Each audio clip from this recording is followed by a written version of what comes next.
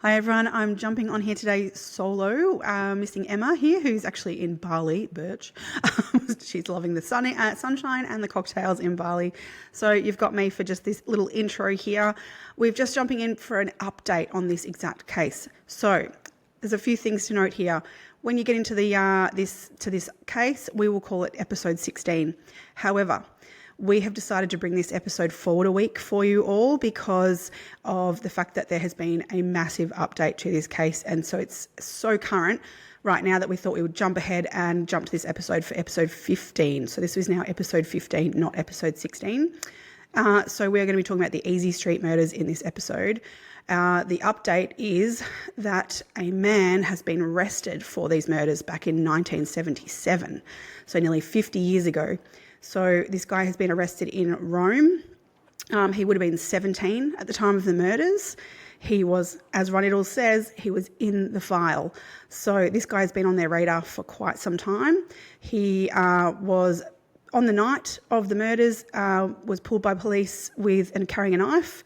But because they didn't know about the murders at the time, the man was released. However, he was in the file. Police work wasn't great, as we'll get into in the case in this episode. But basically, in 2017, when they went to look at some DNA evidence linked to this case, this guy skipped the country.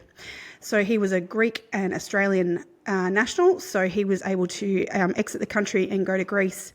Extradition laws in Greece aren't great in that we had to basically the murders had to have been within 7 years of wanting to extradite him. So the fact that there had been, I think at that point, 40 years already passed, there was no way we could extradite him from Greece. So the police have sat really quiet on this and waited. This guy's got the guts to move countries. He's, for some reason, on Thursday, the 19th of September, left Greece and flown to Rome, and this is where the police have nabbed him. So they've been able to arrest him in Rome. He is sitting there waiting extradition now. When that will happen, we don't know. The police are talking sort of in the next month. They'll look at how they can extradite him, and we'll be looking at a trial. So obviously this case will have more updates as we go. But for now, we can get the whole backstory of this case by listening to our episode coming up. So sit tight, listen to the episode. None of what's in this changes as such based on this information. All of what we've given is accurate information. It's still an unsolved case, clearly. However, we now have an arrest. So lots more to come. Stay tuned. Listen to this episode to get all the backstory. So I will hand you over to myself and Emma now to go into the case for episode 15, not 16. Thanks, guys. Stay curious, crime besties. Welcome back to Crime Besties, to another episode of our delightful podcast. Yes. We're very here. demure. Very demure. Yeah. Love it. We've got to bring the TikTok sensations in there somehow. Oh, I know. Like I probably spend a bit too much time on there now, and I'm like getting a little bit addicted. Is that? Not only that, but you've discovered how to like make some really cool TikToks, and we're going to actually give it a go. Here we come. Who are we? This podcasting caper has changed us, Meg. I've never thought I'd be like this. No. We're all about the socials and about the likes and about the shares. I haven't been on socials in years, and now I'm like, and the thing is, Facebook was always the thing whenever it was socials, and now like Facebook's dead. Like, yeah, my beautiful, I've got a gorgeous much younger than me cousin. Mm-hmm. She's 22, and even back in the day, I'm talking years and years ago, she'd say to me, "Oh, Emma, Facebook, no, that's just for old people." So thanks, Layla, for keeping me current. Yeah. Oh yeah. No, it's a learning curve, that's for sure. It is a delightful one at that. We'll play around with the trends on TikTok. Totally. So go and check us out over there and follow us. We're at 2 Crime Besties. We'll just embarrass the shit out of ourselves. I think we're really good at doing that regardless. Well, it's a daily occurrence. And usually involves my children. Yes. Now, tell me how your week has been. Yeah. No, it's been good. Work. Lots of fun. And, going pretty good. Yeah, we've got we've had a big week, actually. It's been an interesting one with just busy stuff and life and kids being sick and juggling the life that it is. Yeah, there's always something, isn't there? Oh, It's never. always. I can't imagine a week where I haven't had to juggle something. Oh, this is it. And it's always that last minute throw of like, what you thought was going to happen today ain't how this is going to fly. We're going to flip it all and just, go with it. And we work it out. That's it. I think being adaptable is very much needed when you're a parent. You have no choice but to be. Yeah. But that's why we need our weekends and do our lovely things that we do. I was going to say. How fun was our brunch? Was it a brunch? Well, what do you call that? Okay, so you hear of bottomless brunches, but we kind of had a bottomless afternoon tea / early dinner. A couple of us were talking about, do we call it Linner? It's a bottomless Linner.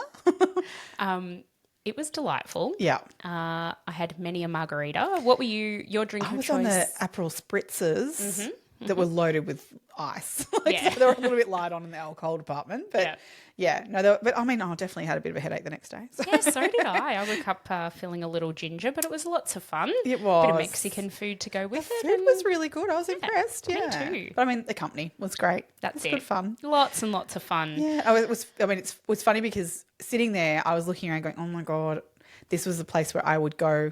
Not often as a young person, but when you're sitting there as an older person, like thinking, like, going, "Oh yeah, I remember this place." Yeah, but we were there at 4:00 in the afternoon. It wasn't like when we were leaving at 10 p.m. Oh yeah, or 9:30, whatever time we left. Which that was well and truly late enough for me. And we weren't the last ones to leave by any means. There were people who were kicking on, which I love. When we were late, we were standing out the front waiting for our Uber, and someone else who was leaving as well, going, "I'm getting out of here," because the rest of our crew were inside. Doing ray gun moves on the dance floor. Yeah, she saw it as he saw it as his cue to leave. Didn't want to do the bunny, the rabbit hop. No rabbit, it's a kangaroo. We're Australians. Sorry, it's the kangaroo hop. The dance moves on the dance floor. They were pulling out some great break dance. You've had a really good afternoon when you're doing ray gun moves on the dance floor at 9:30 p.m. When you really shouldn't be legally allowed to do break dancing at all at our age. Yeah, exactly. Yeah. So what case are we talking about today? So today we're doing one that is very local to us in that it's in Melbourne. We're talking about the Easey Street murders. So this case was back in 1977, and actually, I guess to get a bit of a vibe of this case, my parents were literally they're in this age bracket of these women who were murdered in Easey Street. They were probably a couple of years older than them maybe, and they had just arrived back in the country from their overseas travels and gallivanting around, those young people.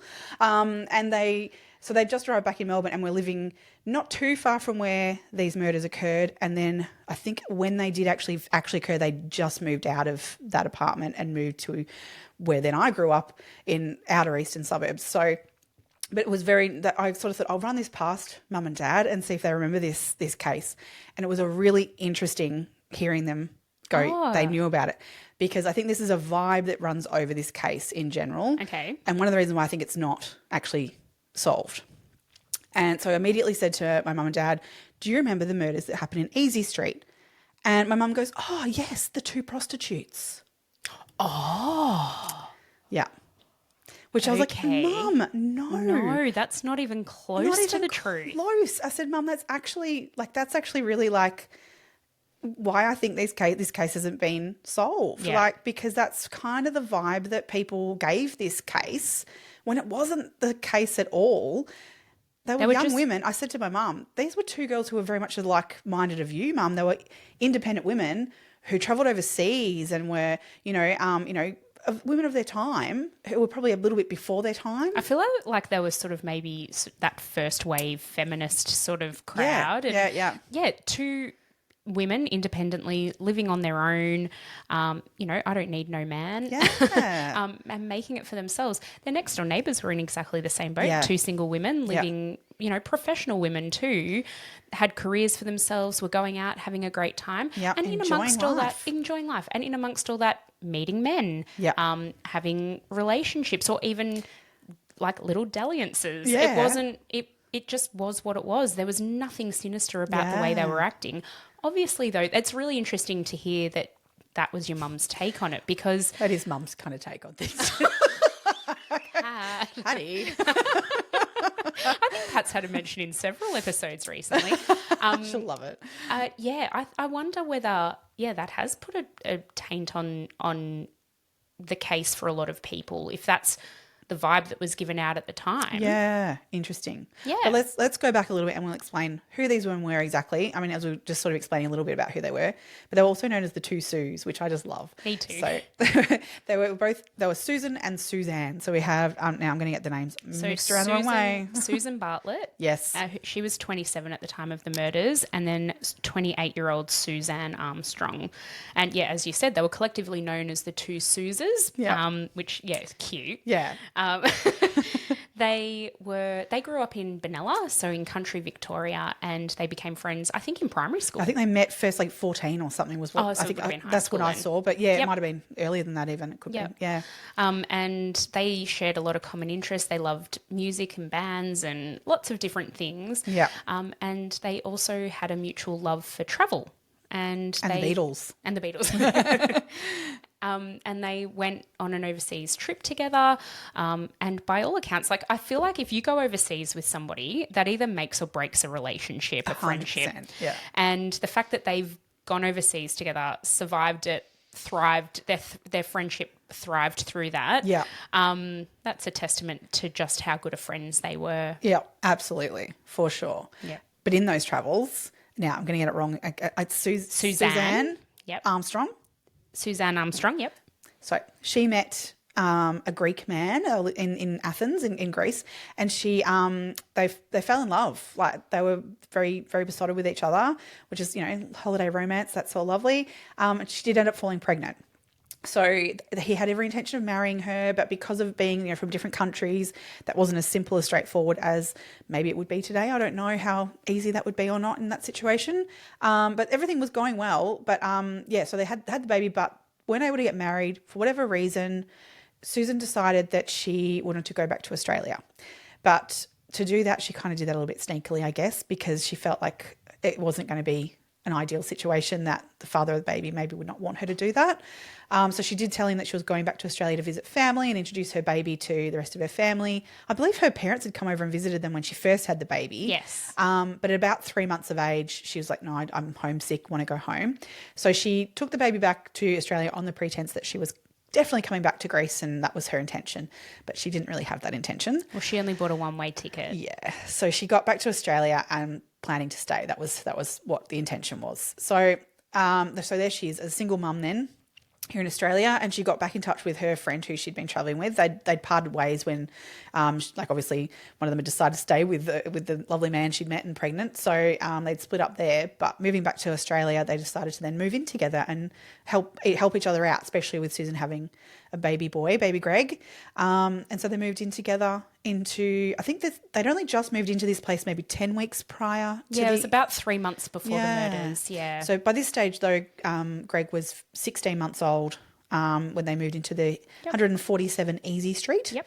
And Collingwood. And look, it wasn't a great area. Not back in the day. No. It's really interesting because nowadays it's gentrified. Yeah. It's really expensive to live in Collingwood. But back in the day, so in the 70s, I actually had a bit of a snoop in realestate.com.au to see what the house was worth. In 1975, it was sold for $8,000. Yep. In 2017, which was the last sale, the latest sale, it was sold for over $1 million. Yeah. It's a tiny, tiny, tiny little workers' cottage. Yeah. To give you a bit of an idea of the makeup of it, and this is important to the telling of this story. Definitely. I'll put a picture of the layout up on our socials when we post this. Fantastic. Because I think really you really need to see it. I know Yeah. when in researching this, I had to see it to understand how the story was able to play out the way that it did. Yeah, definitely. But basically there was a front door and a really, really long hall. Well, not that long. The cottage isn't that big, but a long hallway. And narrow. And very narrow. At the end of the hallway, there's a bathroom. So you can, from the front door, you can see straight down the hallway into the bathroom. Then off to the right next to the bathroom was a kitchen, and then in another little nook, a living room. So these are not open plan by any stretch. It's literally a room. It's a hallway with rooms off it, and then the back of the house. But the kitchen room and the lounge room was accessed by a little walkway. Yeah. You didn't have to go into the off. hallway to go from the living room into the kitchen. Yeah. However, you did need to go down the hallway to get to the bedrooms, and there were 3 bedrooms. Yeah. So the bedroom at the front of the house, I believe, was Suzanne Armstrong's. Yeah.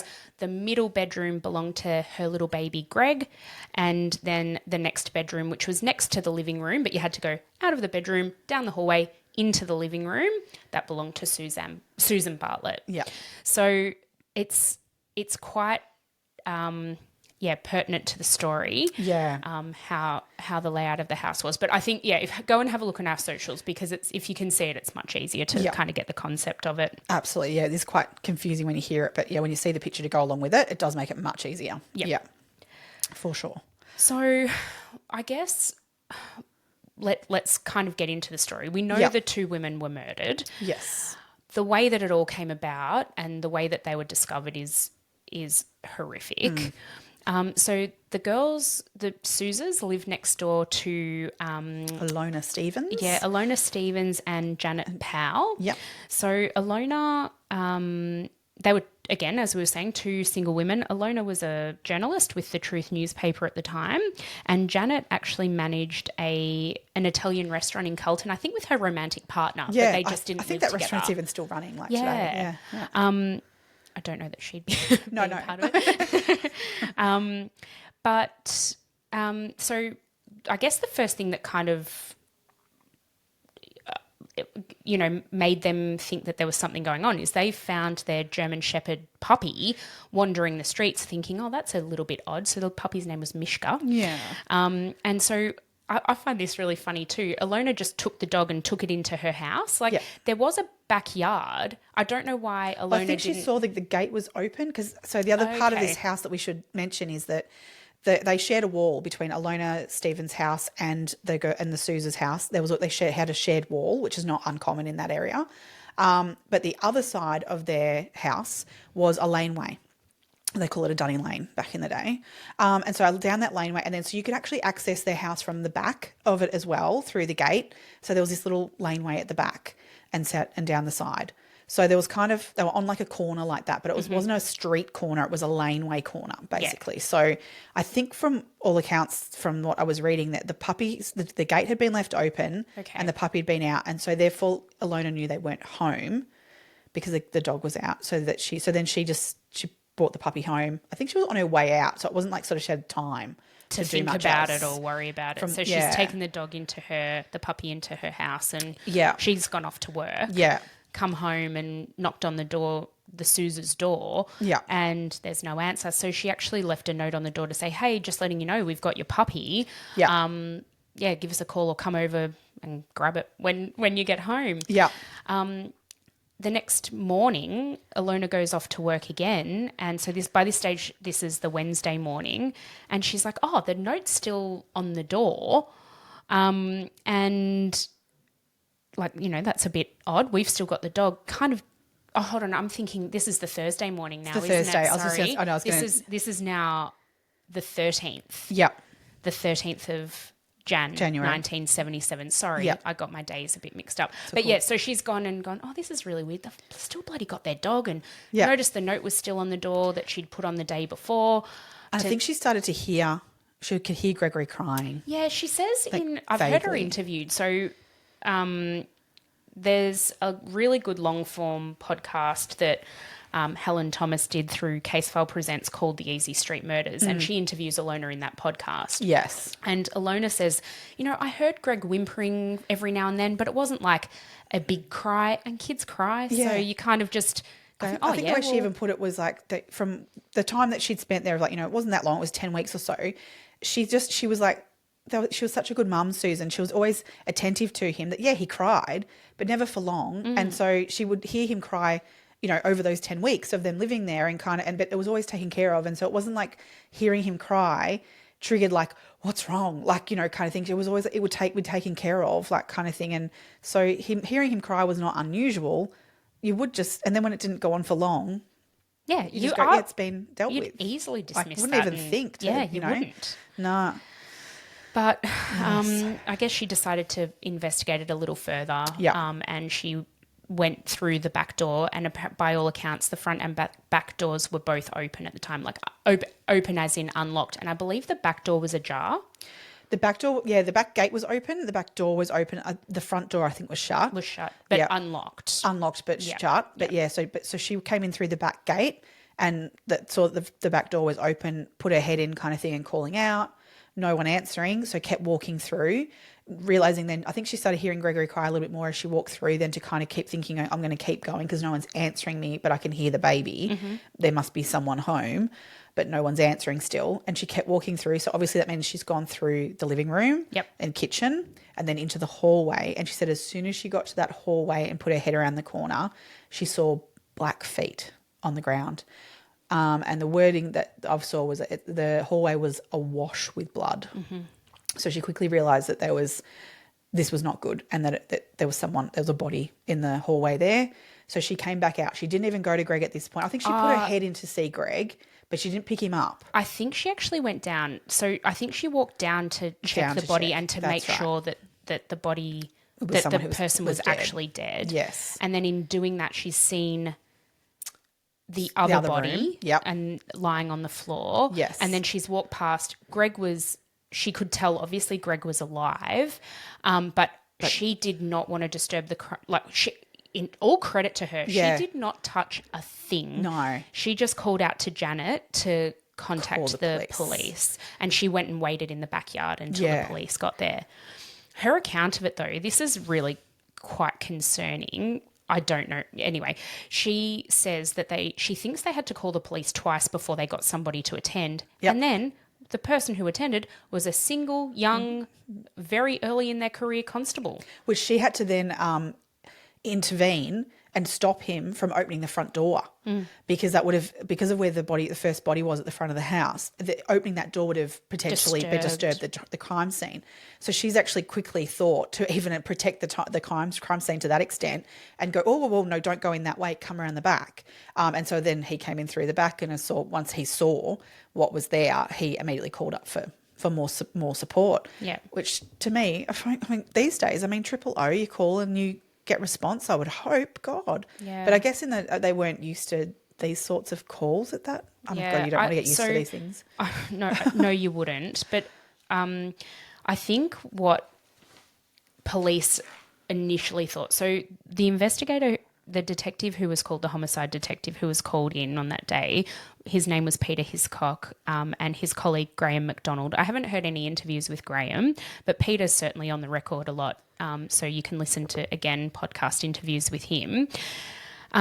He pretty much said, we didn't know if we thought we were probably either coming to a murder-suicide or a double suicide type of thing. When you hear two young women, he's like, we didn't really know what we were walking into. Yeah. And so maybe that capped the urgency a little bit. Maybe. I don't know. Yeah.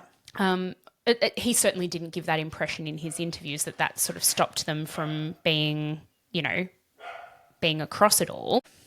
So Detective Hiscock goes inside and has a look around, and he can obviously immediately see that there's been an absolutely brutal double murder. Yeah. It's evident by the fact that he can see that the women have been stabbed, and just the whole scene points to that. So they get the forensic team to come in and comb through everything, and I find what they found is really interesting during that time.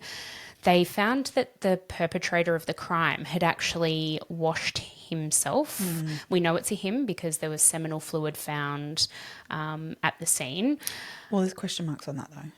Yeah, I believe it. I believe there was seminal fluid found. Oh, that was found, but there was sort of questions over whether or not that could have was maybe not the perpetrator.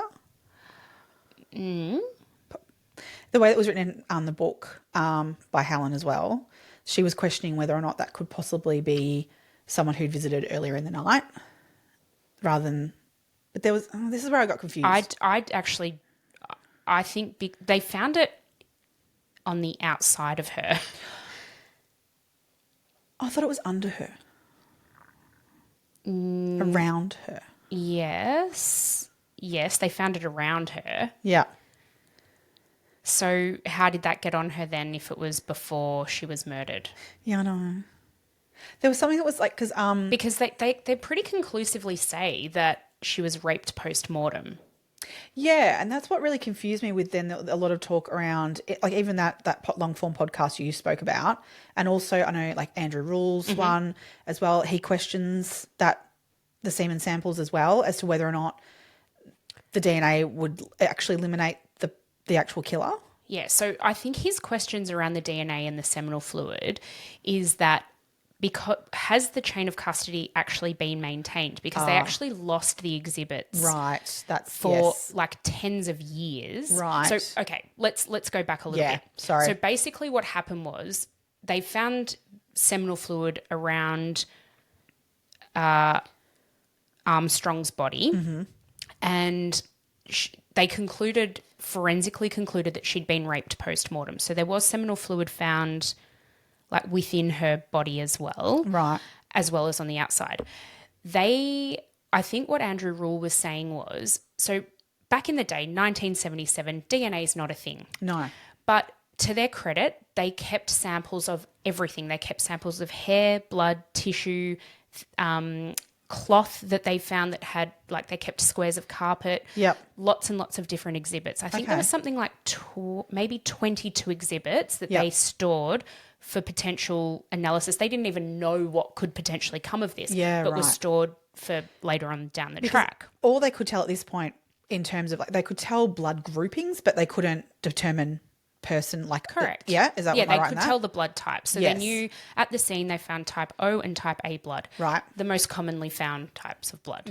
So it doesn't really narrow anybody down. No. It could exclude somebody with a B type blood. Yeah. And that's about it. That's about it. Yeah. So they've collected all these samples and they've been stored at the Victorian Institute of Forensic Medicine, but those samples were lost for like 20 years or something, or 15 years I think it was. Yeah, right. They went to reanalyze the samples once DNA became more, prevalent. Yep. And this case obviously went to the cold case squad headed up by Ron Iddles. Oh my God, my mum's going to start swooning now that we've mentioned his name. Lynn loves a bit of Ron Iddles. She does. I mean, who doesn't really? I just love him. But he headed up the cold case squad, and when they were investigating, he was sort of looking through, I think there were like 8,000 or something. Oh, actually, no, sorry. I think there were maybe 200 and something cold cases that they were looking at. Right. And they decided that they would reinvestigate this particular case because there were DNA samples to be tested, but they then couldn't find them. But then eventually they became found somehow. And so therefore they haven't had maintained chain of custody. So there's a little bit of like, is this from this scene? How do we even know? I think there's a bit of, messiness around that. I think in that long form podcast it was mentioned, like, if they did find a match to that DNA and took it to court, it would most likely be thrown out because there would be question marks from the lawyers in terms absolutely. of yeah, right. Okay. Yeah. And even like, how was it stored? The VIFM for all of these other cold cases, because I kind of went back and had a look to see what other cold cases were sort of being reinvestigated at the time. This was in 2011. Yeah. And most of them had been stored at -80 in the appropriate conditions, all catalogued. But these exhibits, for whatever reason, weren't. Can I ask? I mean, because my limited understanding on this stuff. So DNA, right? Whether it's been, like, 'cause I'm walking around every day, like, with DNA, carrying it everywhere. Like, being stored, what temperature it's stored at, like, does that really have a massive play? Because my understanding is that DNA exists rather, if you... It's a biological substance, so it does degrade over time. Okay. And storing it in a negative 80-degree freezer will preserve it for longer. Right. So, like, looking at a sample from back in 1977 today could potentially either just you not find that anything there, or will you find something that might have been degraded and not to the point where they could conclusively say anything potentially. Okay. I'm not saying that you couldn't get a DNA profile from a sample that was taken in 1977. I'm sure that could happen.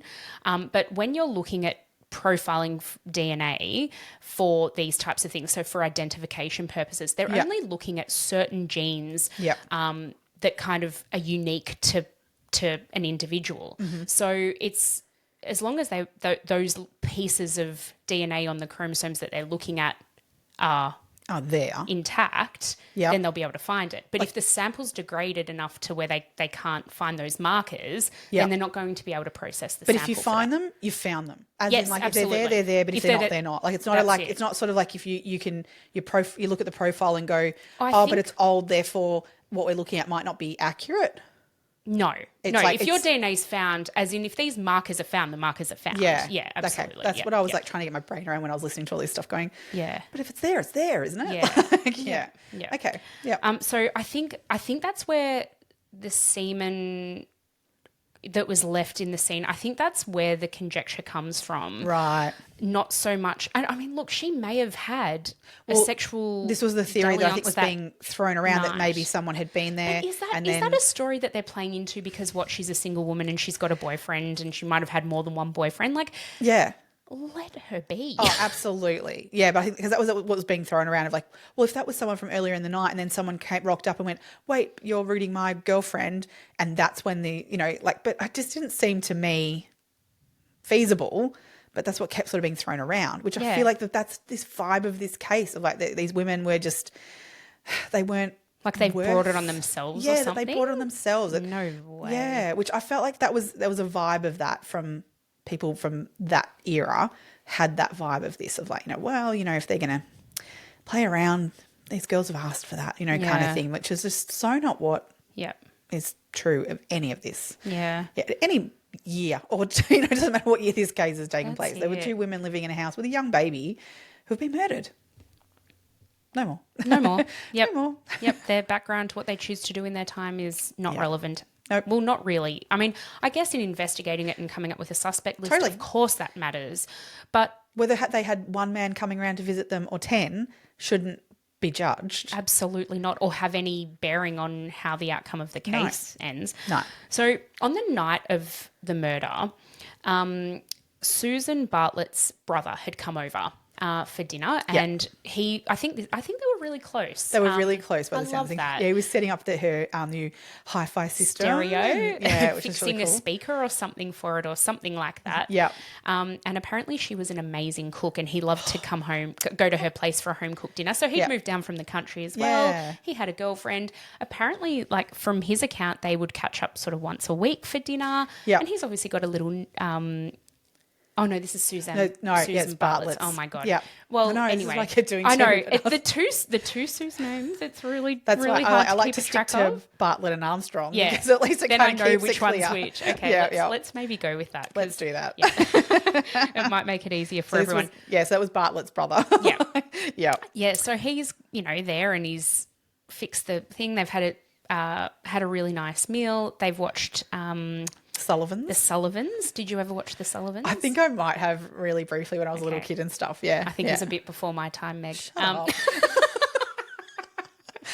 Confident today. So yeah, and then at about 9:30, he and his girlfriend have gone home. Yeah.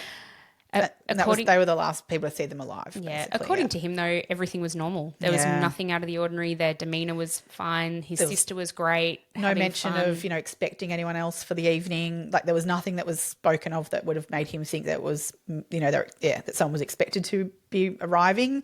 But at the same time, wasn't spoken about as if there wasn't either. So, Yeah. but yeah, nothing untoward, nothing unusual. Gregory was fast asleep when he left. Yeah, It was a really, really hot night. It Yes. was about 40 degrees that day. And so you can imagine like the nights can be absolutely stifling. especially in those sort of houses Yeah. too, trying to get some airflow in those. Well, that's what makes me think that's why the back door and front door were open, because they were probably trying to get a bit of a cross breeze to go through the house so that it would cool it down a little bit. Yeah. That sort of speaks to, I guess, in terms of where the murder's happening, of like where they were positioned in the house too, potentially why someone down the back of the house may not have heard something happening at the front of the house as well, if they were outside, say, trying to get a cool breeze before going off to bed or whatever, or out there reading a book rather than sitting in their room reading, because it was a very hot, stifling night. So that's not... I know in the neighbourhood there were people out as well in that back lane. There were people who were sitting in their backyards as well, or sitting at least near doorways and things and did potentially see things because it was so hot they were not in bed yet. Yeah, that's it. Yeah. So Greg had been put to bed while the brother was over for dinner. And so he was fast asleep by the time they were watching the Sullivans. And so, once I guess you put an 18-month-old to bed, hopefully they'll be asleep for the rest of the night. Yeah. And so he was kind of taken care of in that respect. Then we don't know what time. There's certain time points that come to light over the course of the next 2 decades, but the police still don't have a time of death for the 2 women. They know that it happened overnight on the 10th into the 11th of January, so on the Monday night, very early Tuesday morning.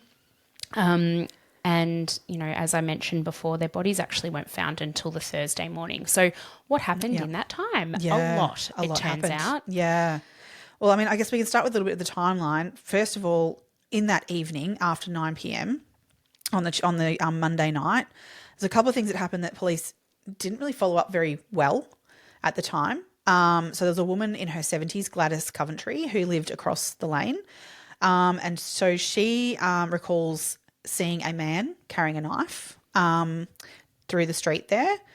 There was also another neighbour who, until the early hours of the next morning, recalls hearing, it was sort of like in those early hours of the morning, he recalls hearing a door slam followed by 2 car doors slam and then the sound of a car driving off. So that was I think that was a neighbour actually on Easey Street. So that might have been sort of more on the other side of the house. So he was that. He was at 139 Easey Street. His name was Peter Sellers. Yes. His whole family had lived in Collingwood forever. I think his dad was literally born in that house. Oh, wow, that's So great. they were Collingwood stalwarts. Yeah.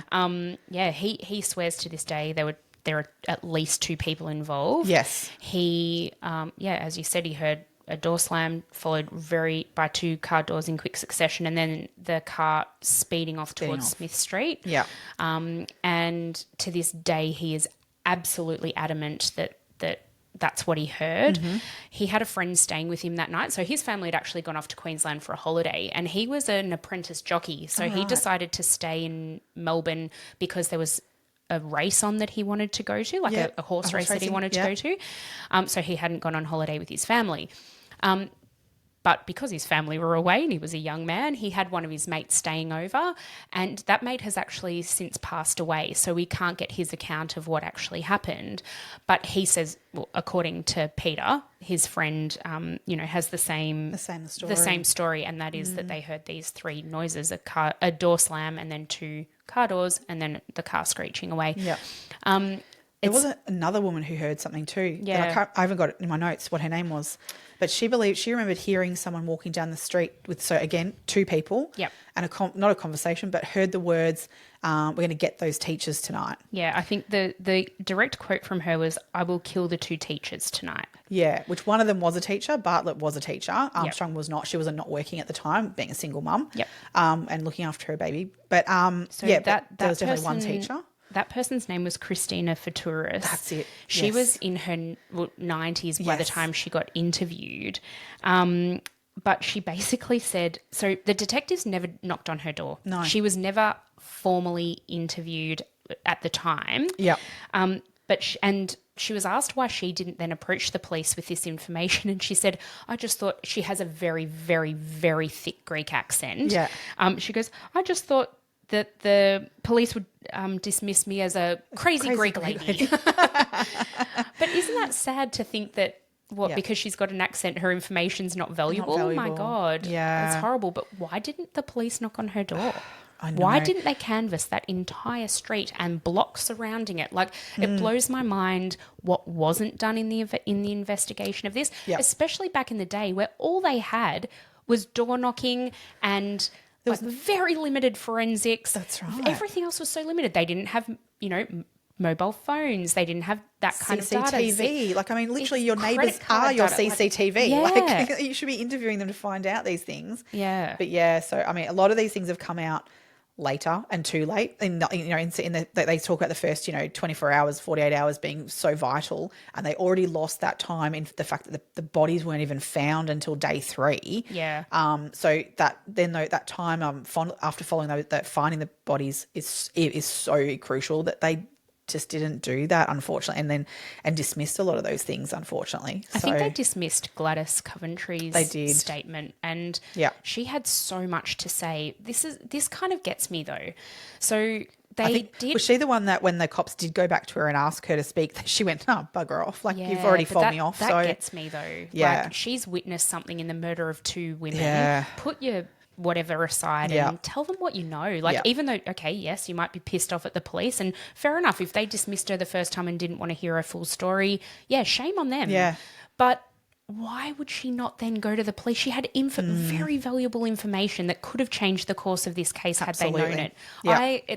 That bugs me a bit. That really bugs me. But I think it's a little bit of a sign of the times too. People were a bit like, you stay out of other people's business. Sure. So, I mean, I guess in her mindset it was, well, if you don't want to know, then I don't tell you because, you don't want to know. I shouldn't get involved in other people's business anyway, so I don't speak. I don't know. Oh, that does not sit comfortably with me. No, it doesn't help a situation. No. Peter Sellers, the young apprentice jockey who lived 4 doors down. Yeah. He was never interviewed by the police either. So on the day that they discovered that the bodies were discovered, the police did, do a few houses either way. Yeah. And they've gone up to Peter's house. By this stage, his family were actually home from their holiday and he was at work. Yeah. And they door knocked and, asked a few questions, took a statement according to Peter, they interrogated his family. Right. They were asking his sister in particular because she is adamant that the light wasn't on in the house when they got home the night before the bodies were discovered. Right. And yet the light was on when the police got there. Yeah, but right. nobody knows who turned that light on. It could have been anyone. Yep. We know 3 people came into that house in that 3 days. We'll get to that in a tick. Yep. So nobody knows. But that's what the police were hung up on, was this light being on. The light, God. Or whether it was on or not. Yeah. But then I think Peter's mum said, "Oh, well, my son was here and he heard this and this and this happened." They were like, "Yep, we'll be back later to take his statement," and they never came back. No. Jeez. So in 2017, I think it was the 40-year anniversary, so there was a bit in the media about it. Yeah. And that prompted him to contact Crime Stoppers, and they have actually subsequently taken a formal statement from him 40 years later. Yeah. And your memory's not great. I have heard him speak. I think it was him that he was very adamant about what he remembers, and it's as clear as day to day as it was back then. So all credit to him in that respect. But who's to know that he could have known? It would have been far more useful back then than it is now, in that you could actually follow up potentially. I guess I don't know. What people looked like, what the sounds of their voices, was there an accent, was there not, kind of stuff like that could have been followed up more clearly. And I think sometimes, especially when something so significant happens and it sticks in your mind, do things get amplified? Yeah. Are your memories distorted? Even though it's not like he's deliberately distorting his memory. I fully believe that what he thinks he heard, he thinks he heard. Yes. But you don't know how the passage of time has changed that. And we will never know. Particularly to have his version of events and the friends that were staying there, and to hear that, oh no, but I only heard 1 door. No, I heard 2. You don't know that there might have been some sort of differences that would have made a difference. Yeah. To have it now, and as you said, because the friend unfortunately has passed away now, which time happens like that. Now only getting sort of, I don't know, we had the same story. We were both saying the same thing. You've really got to take that on face value and go along with it. But at the time, it could have been very clear. If 2 people are saying this, then we need to follow this up. Yeah. It's because we'll get to it. But there was a railway station involved, where the weapon was found and things like that. That you sort of question, well, if they're in a car, how come things are at a train station? I think it's worth noting now then that the police don't really believe, or they don't put a lot of weight in Peter's account of what happened. I know the lead detectives, in fact, I think the leading theory is that it was a single perpetrator, not more than one person. Yeah. And look, to be honest, and with the investigation, all of the looking into it that I've done over the past week, and let's be honest, it's not a deep dive by any stretch of the imagination, but I think it was perpetrated by a single person. But could there have been a driver? That's it. You know? We don't know. And you don't know. So that's, I mean, yeah, it's not ruling out that, one person went in, but it doesn't mean there wasn't someone sitting outside waiting for him to come back out and drive off. I think that I don't think that happened. I think it was a single person who acted alone, but we don't know that. No. That's just my gut feeling on it after looking very briefly into all of this. Yeah, but this is the thing where if it was investigated at the time, you could rule out those sorts of things. That's and it. Now we can't. That's it. Yeah. So, moving to then the next day. So on the Tuesday, January 11th, we're obviously now, we don't know exactly what time this has occurred of their death, but at this point we assume that they are dead at this point. So over that night, they've passed away. The next day, Barry Woodard, who was seeing Susan Bartlett, so that's the one without the baby, they were dating. They'd been dating for a little while as well. He was a shearer, I believe. So he didn't live locally. He was in and out of Melbourne, going off to work out on farms and things, and coming back to Melbourne for visits. And they'd only recently caught up for lunch or breakfast, I think it was. Then they'd organised to meet again fairly soon after. He was ringing but couldn't get hold of her and wanted to confirm that they were catching up. And because he wasn't able to get hold of her, he went past the house with his brother, I think it was? With his brother. With his brother. Yep. So the two of them have popped by to see if they could just, have a chat and confirm their arrangements for the next day or so that they were catching up. And so but they've rocked up and there was no answer at the front door. So he's gone around the Dunny Lane and around to the back and seen that the gate's open and that the back door was open. So he has just popped in. And from what he says, he went into where the living room and kitchen was. He has left a note quickly for Susan just to say that he has called by but couldn't find you. He never recalls hearing Gregory whatsoever. And he said he left the note and exited. Went back out the way he came. So when you look at that floor plan of the house from that picture we'll put on our socials, you'll see what we mean, that he could 100% have done that without seeing anything that's gone on in that house. Gregory crying, he could have been asleep. Don't know. Yep. Man. Don't know. But from his account, he did not hear the baby and has walked back out again. He's a country boy. He's probably being a bit respectful, not wanting to really pry, but he was a bit worried and he didn't know what else to do. He took his brother along with him. And his brother waited outside. His brother didn't go inside at all. They were heavily questioned at the time, obviously, because they being a partner of one of the women, but also that he fessed up that he'd been there. He was the writer of the note. They found the note obviously sitting there and he confessed to being the person who wrote it. Mm-hmm. But that was his story, that on that Tuesday that's what he did. But it didn't spark anything that he felt like he needed to walk any further into the house. And that was that. Barry was Susan Armstrong's boyfriend and he came in on the Wednesday. An unnamed man who was seeing Susan Bartlett did come and visit on the Tuesday. Yeah, so we don't know the name of this man. He's only known as the tobacco salesman. Yes.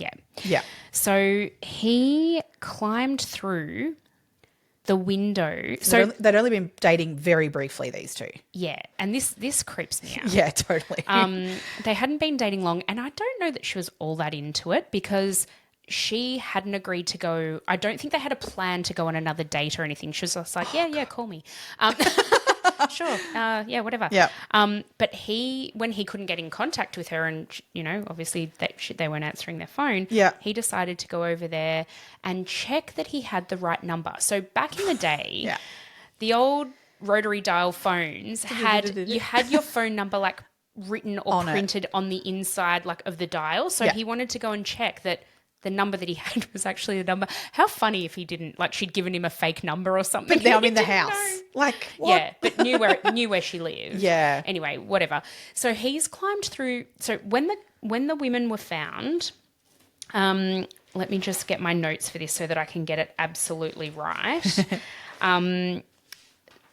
Oh my God, I've got so many notes for this. There's so much going on. So Susan was found face down next to the front door. Yeah. Suzanne was in the first bedroom next to the front door, lying face up. Yeah. Okay.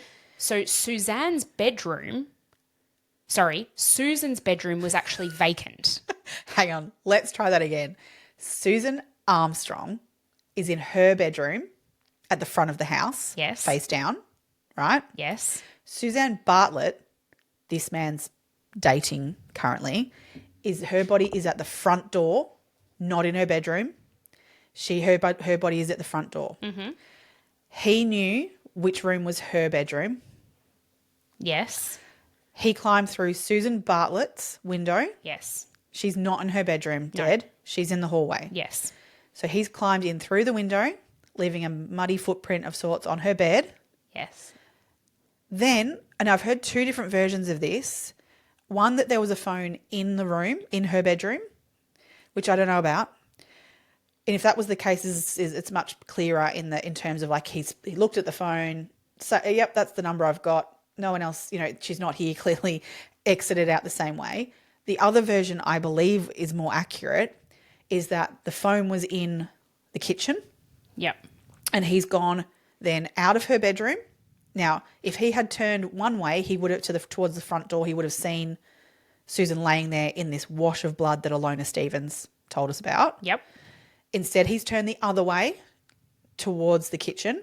Yep. Checked the phone, seen the number's the right number, has then somehow come back the way he came to the hallway and then into her bedroom and out the window without ever seeing his girlfriend laying dead on the floor in a pool of blood.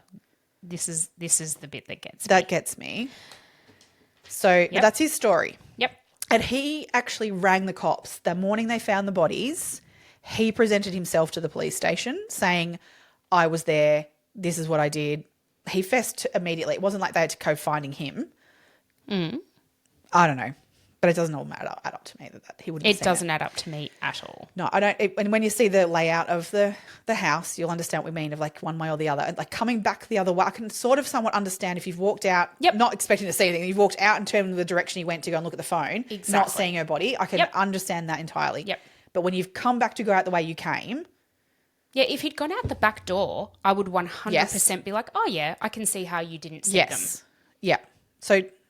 But he didn't. He went back out the way he came. Yeah, he said he went out out the way he came. That narrow hallway, how could you have walked with your head purposely not looking where you were going? Yeah. In a house that you've potentially not been in before. Yep. I think he had because he knew where her bedroom was and stuff. Yeah. But even then, it's not your comfort zone. Like to be like walking around without looking where you're going. Yeah. I don't know. I just don't get it. I don't think that's... Yeah. Agreed. Yeah. So that was Tuesday that happened. Yeah. On the Wednesday, Barry Woodard appeared, and that's Susan Armstrong's boyfriend. Yep. He left the note.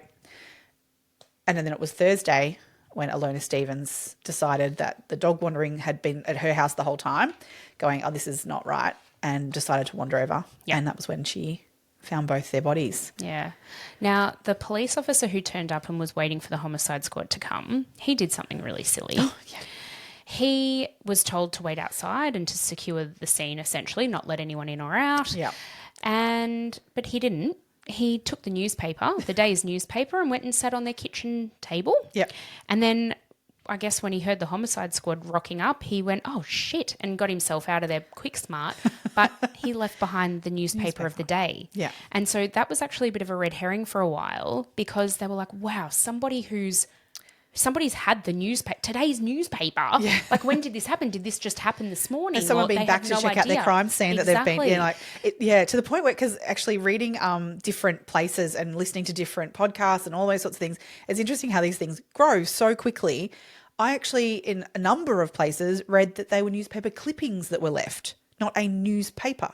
And now that's a big difference between that, because that's someone. And then it was like, then there was this whole intricate thing in one article I was reading about, well, what were the topics of the newspaper clippings? Were they hints as to who he could be? Or I'm like, this is all just bullshit. Yeah, it's all bullshit. So apparently when they were back down at the precinct at Russell Street, they were sort of briefing everybody about it, and this constable had to go, actually, it's me. Sorry. It's me. Hi. I'm the problem. And yeah, so anyway, they pretty quickly were able to rule that piece of evidence out. But it just goes to show how easily an investigation can be skewed and why procedures are so important to be followed in situations like this. I mean, they weren't trained in that aspect of, like, you know, securing scenes. I mean, thank God for Alona Stevens, to be honest. I mean, she was the one who really maintained that scene more than anybody, I think, at that point. Yeah. She's an amazing woman. Absolutely. So the women sustained some absolutely brutal and horrific injuries. Yeah. I think I've written down here like the number amount of stab wounds. So there's thought that the attack was mainly on Susan Bartlett. So she was the one she was found in her bedroom, and she was obviously raped post-mortem. There were 55 stab wounds in her body. No, sorry, I've got that around the wrong way. It is around the wrong way. So she had 27. It was, and so 27 stab wounds, and raped post-mortem. To 55. And to then, Susan Armstrong, who was found at the door, had 55 stab wounds and put up a damn good fight from what they could see. That's it. She had defensive wounds in her arms in particular. Yes. She almost made it to the front door. That's horrible. You could see just the fact of where her body was found. She was clearly trying to scramble to get to that door to get help. Mm-hmm. So those wounds would have been inflicted on her while she was trying to do that. It's just horrendous. Yeah. When the police were investigating and the forensics team came along, and they noticed that obviously, so the perpetrator had washed themselves in the bath, and so like there's a shower over the bath, and they'd obviously washed, because there would have been a considerable amount of blood on the perpetrator. Yep.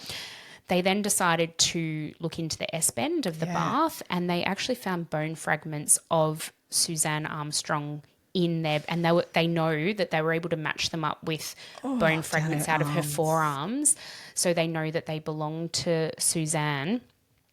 So you can imagine, to have bone fragments that have then been washed off a person and washed off a knife, for that to be found, like that. Oh my God. Yeah.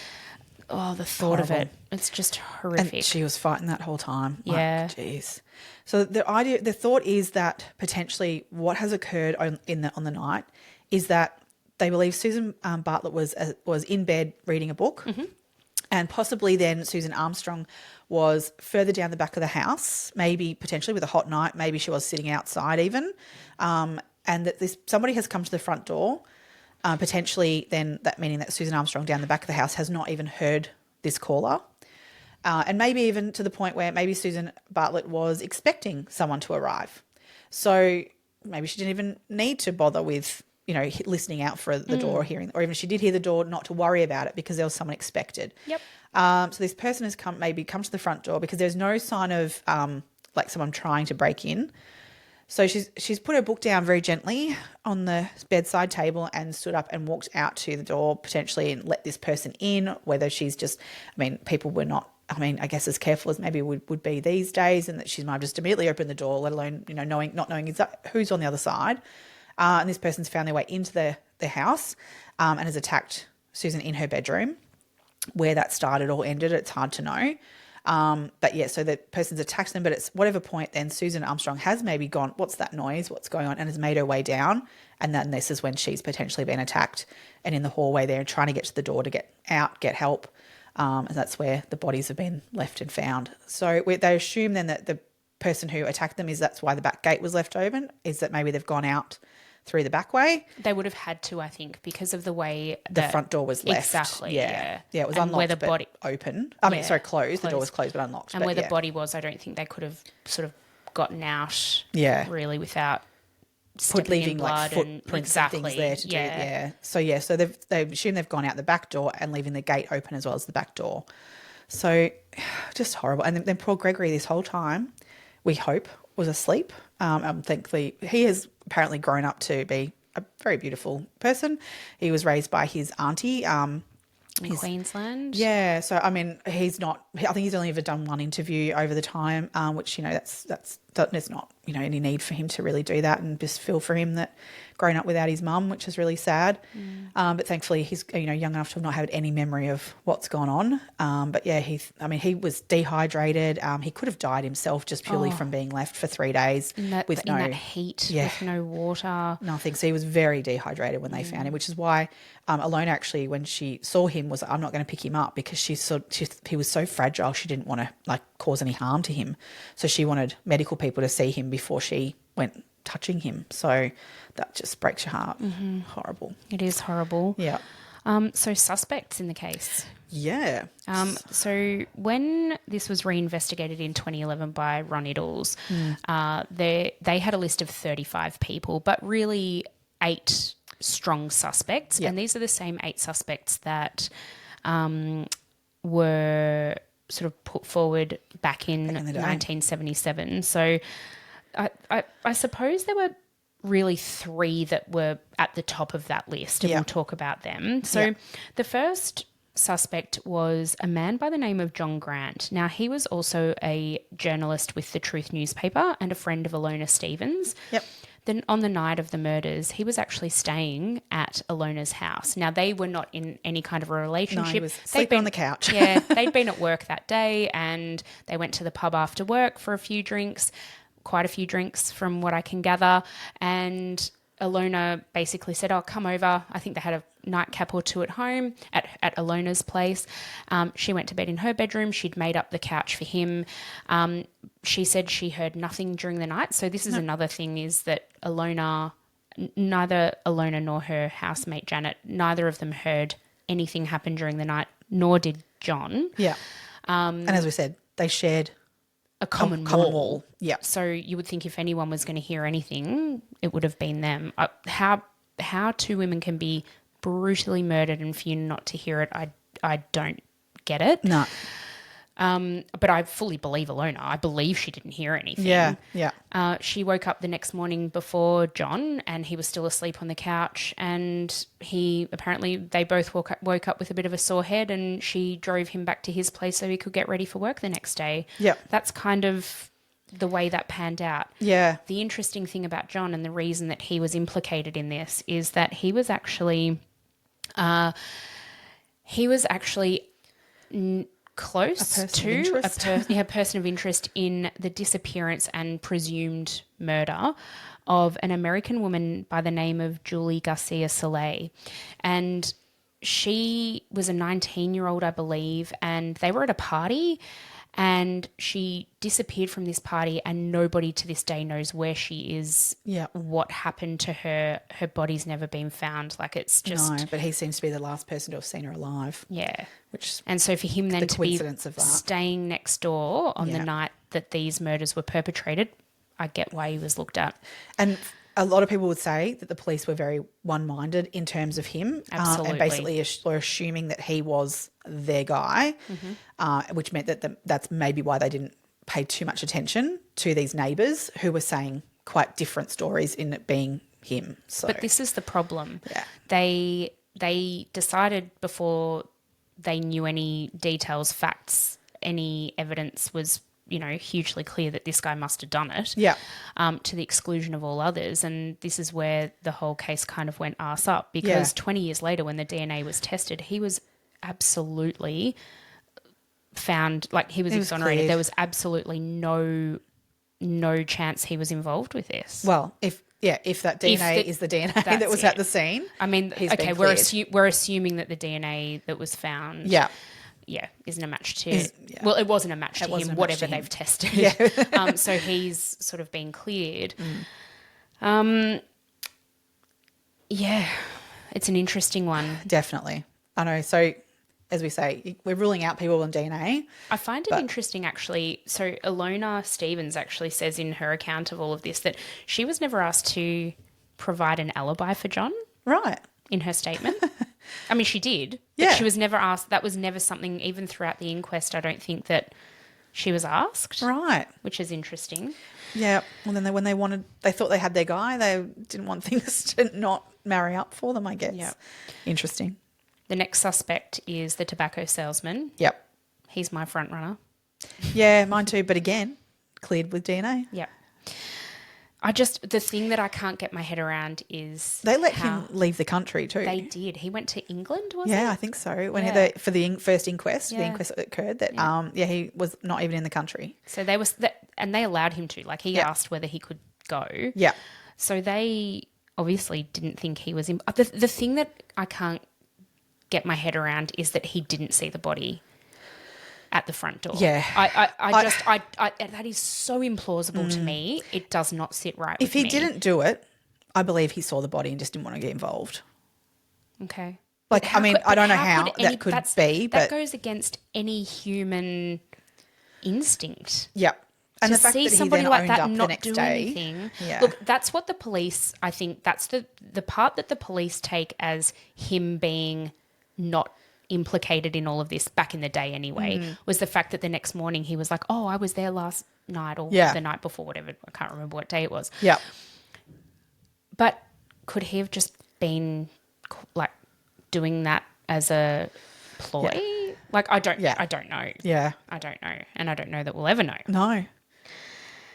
The other main suspect was an ex-police officer who, now he was never convicted, I don't think, of raping women, but was he'd well been known and linked involved. to He those was sorts of known things, though. exactly, but He was, I think he because was not in the police force anymore No. because of it. Yeah, Like, no, that's what I'm saying. I Yeah. think instead of like prosecuting him for his crimes, they were just like, yeah, don't be a police officer. just move anymore. on. Move on. God. That would never happen these days. What, wouldn't it? Sure, in the boys' club it does. I would bloody well hope not. So he was actually, because he'd been forced to leave the police force, he was working as a roof plumber. Yes. And he was working on Easey Street in that week. Yeah, during that time. Yeah. And I mean, the two women, very attractive young women. And there was a thought that, maybe he had just seen them around and sort of stalked them a little bit and, kind of went, oh, yeah. oh, yeah, I'll piece that. Yeah. Interesting. Very. Yeah. So, yeah, they were the three main persons of interest. Yep. The crime remains unsolved to this day. Yep. There has been talk of whether another inquest is required. So the inquest that was originally done was inconclusive. So basically all it concluded was that the women were stabbed by a person or persons unknown. The inquest was held before a lot of the evidence has come to light, and Yep. I know a lot of the evidence is anecdotal. It's witness testimony. There are people who've actually since passed away, so we only have written statements from. But I think there's enough information there to warrant another inquest. Further investigate this. And exactly. Yeah. Because there are two. And if Ron Iddles thinks it can be solved, then my golly gosh, it can be solved. What does he say? It's like it's always in the file. There's two bits of evidence that we haven't talked about that were found. yep. One being the knife, the weapon. Sorry, yes, So absolutely. that was found at Victoria Park Railway Station. Mm-hmm. It was tested and believed to be the weapon. So it matched up very well. The other bit of evidence that was found was a face washer, and I actually read a shawl as well, potentially. I don't know that they've concluded that the shawl was actually involved. Yeah, in any it's way. mentioned in some places, in some places Yeah. it's not. So there was definitely a face washer, though, was with blood all on it, was found a couple of blocks away. So, and it's been kept, but I guess at the time they probably couldn't have proved that the two were, part and part of the same thing. But I don't know if now DNA testing can prove that or not as well. But it was definitely kept, and that was to look at further down the track when the science maybe helped. But so yeah, and then we're left with then the semen, and DNA evidence that's got a bit of question mark over it. But that's all we're kind of left with. Other than, using the DNA, we can look at, like we talked about with the GSK with Golden State Killer, and using familial DNA. And because obviously this person, the DNA from that sample never showed up in any of the databases. So basically what that says is that even if a solved or unsolved case, this person has not perpetrated any other crimes that they have on the system. So that which such a horrific incident, you would think that this person is someone who would do that again, or at least that's what makes me think that this was a personal thing. So Yes. that makes me think that it is somebody known to one or both of the women in some way. Yeah, that, or, you know, and the other thought was that if it's someone who died not long after, Or went to prison not long after. well, if they went to prison though, they'd have their DNA. Would they? Would they? I don't know. Is So that something there that's- was a suggestion that so this account came from Mark Chopper Reed. So we'll have to do him one day as an God, episode yes. too. Love that. But he was in prison with a man. Now I can't remember the man's name. He was a terrible crook, and he'd done some really horrible things to people. He was actually arrested, I think it was like a day or two after the bodies were found, for another crime. Right, okay. And so, and I don't think DNA back in 1977, I don't think they took DNA samples from prisoners, and this person is still in prison to this day.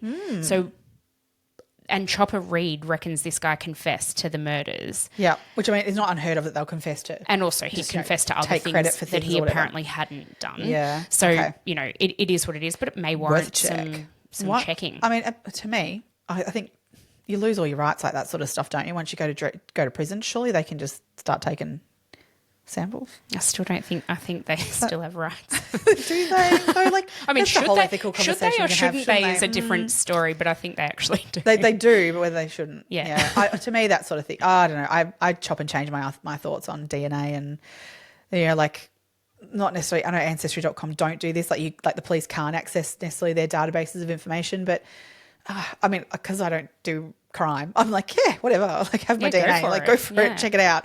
But and which it could only take a family member of this person to do that and put their DNA out there in a database, and they could figure out then who it is that's potentially. if they submitted the right piece of evidence, that DNA from the right piece of evidence to that. Yeah. Yeah. Yeah. I mean, that's a long shot. Yeah. But it's a lot of work, but it can be done. It's, Yeah, absolutely. Golden Yeah. State Killers, how that sort of Yeah, was exactly. solved. Yeah. That's it. That one was a really lucky get. Yeah. But that proves that it can happen. be done. Yeah. Yeah. Which, yeah, I mean, it's a whole ethical conversation as to whether or not that's For sure.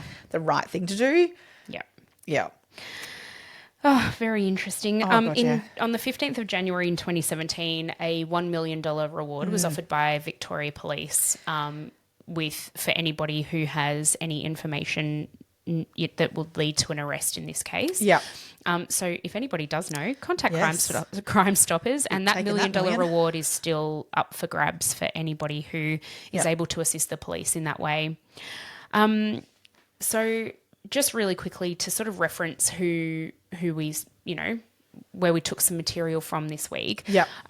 For me, it was like the Helen Thomas, her book and her long form podcast, The Yep. Easey Street Murders. Her book is called Murder on Easey Street. You can get it on Amazon. Mm-hmm. And then Andrew Rule, I just love him. He's Yeah. great. Yeah. His podcast is called Life and Crimes, Mm-hmm. and the episode pertaining to this case is called The Horror at Easey Street. So There's another one he did with Helen as well, where he interviews her a bit further into some of her research as well. yeah, Yeah. it's really good. Yeah, Definitely worth a definitely. listen if you want more information and more depth into all of it. Yeah. Well, thank you very much for listening to another episode of Two Crime Besties. As we always say, please hit the subscribe button on whatever podcasting app you're listening to, because that really helps us get the podcast out to other people. Yep. Come and join us over on TikTok, because we're going to get some posts going viral. We're going to try and do some, like, you know, cool green screen stuff. Oh, and yeah. and see how we go. Next week, tune in for the Boston Strangler. I'm actually really looking forward to researching this one, because Me too. it's one of the ones. It's one of the first. In fact, it's the first one that we're doing that I don't have much background knowledge on. Yep. So it'll be good. Cool. You'll be back in my seat, where I sometimes just go, what are we talking about? Where are we at? Sorry. All right. Have an amazing week, everybody. For sure. See you back here next week, everyone. Stay curious, crime besties.